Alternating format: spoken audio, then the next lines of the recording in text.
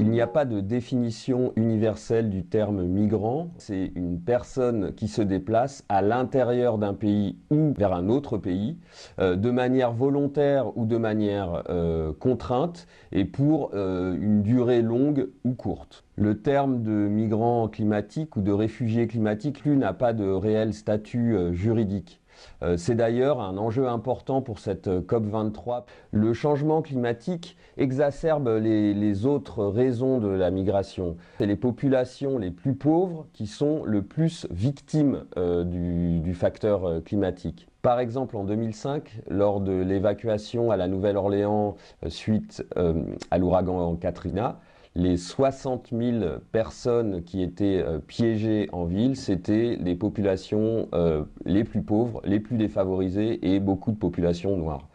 De la même manière, les pays en développement sont les pays les plus affectés par le changement climatique. 80% des migrations climatiques ont eu lieu dans des pays d'Asie.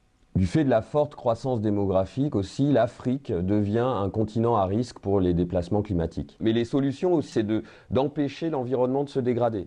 À force d'une agriculture trop intensive, le sol perd sa fertilité, on est obligé d'aller dans une zone sur laquelle on récupère un sol fertile. Donc typiquement, nous, au Burkina Faso, par exemple, on encourage sur des projets agricoles une agriculture qui respecte l'environnement. Améliorer l'environnement, améliorer les points de vulnérabilité des personnes ou déplacer les personnes si les endroits sont trop risqués.